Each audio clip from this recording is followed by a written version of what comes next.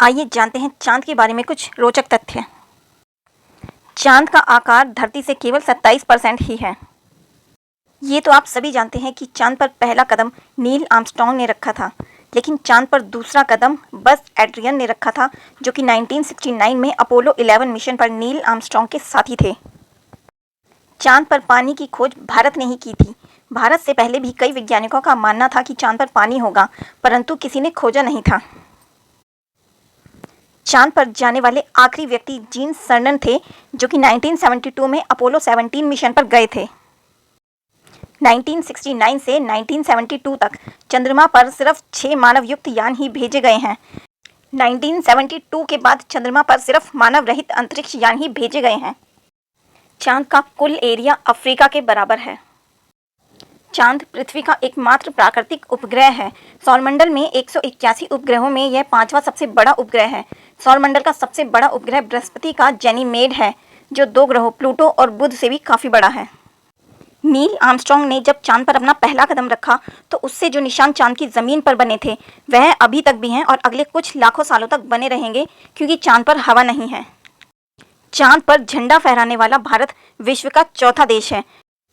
भारत ने चंद्रमा पर अपना पहला अंतरिक्ष यान चंद्रयान-1 भेजा था। यह एक मानव रहित यान था, जिसे 12 अक्टूबर 2008 में भेजा गया था।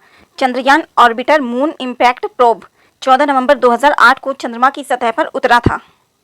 चंद्रयान-1 का उद्देश्य चंद्रमा के सतह के नक्शे, पानी के अंश और हीलियम की तलाश करना था। इसका कार्यकाल 2 वर्ष का था, लेकिन नियंत्रण कक्ष से संपर्क टूटने की वजह से इसे 1 वर्ष में ही बंद कर दिया गया था। अगर आप अपने इंटरनेट की स्पीड से खुश नहीं हैं तो आप चांद का रुख कर सकते हैं। जी हाँ, नासा ने वर्ल्ड रिकॉर्ड बनाते हुए चांद पर वाईफाई कनेक्शन की सुविधा उपलब्ध कराई है। चंद्रयान-2 14 जुलाई 2019 में लॉन्च किया गया था, लेकिन तकनीकी खराबी के कारण लॉन्च के 56 मिनट पहले ही इसे बंद कर दिया गया। फिर 22 जुलाई 2019 में इसे दोबारा से लॉन्च किया गया। 6 सितंबर 2019 को लगभग 1:30 बजे इसका संपर्क इसरो के नियंत्रण कक्ष से टूट गया था। इसका चंद्रमा की सतह से 2 किलोमीटर की ऊंचाई पर होने का अनुमान है। अगर धरती पर आपका वजन 60 किलो है तो चंद्रमा की लो ग्रेविटी की वजह से चांद पर आपका वजन सिर्फ 10 किलो ही होगा। पूरा चांद आधे चांद से 9 गुना ज़्यादा चमकदार होता है। चांद धरती के इर्द गिर्द घूमते समय अपना सिर्फ एक हिस्सा ही धरती की तरफ रखता है। इसीलिए चांद का दूसरा हिस्सा आज तक धरती के किसी मनुष्य ने नहीं देखा, हालांकि बाकी हिस्से का फोटो लिया जा चुका है। चंद्रमा को धरती की परिक्रमा लगाने में 27 दिन का समय लगता है। अमेरिका ने चांद पर आदमी भेजने और ओसामा बिन लादेन को ढूंढने में बराबर का टाइम और पैसा खर्च किया है, 10 साल और $100 बिलियन। चंद्रमा रात में चमकता हुआ दिखाई पड़ता है, लेकिन उसका स्वयं का कोई प्रकाश नहीं है, वह सूर्य के प्रकाश से प्रकाशित होता है। चंद्रमा दिन के समय बहुत ज़्यादा गर्म और रात के समय बहुत ज़्यादा ठंडा होता है। यहाँ दिन का तापमान 134 डिग्री सेल्सियस और रात का -153 डिग्री सेल्सियस रहता है।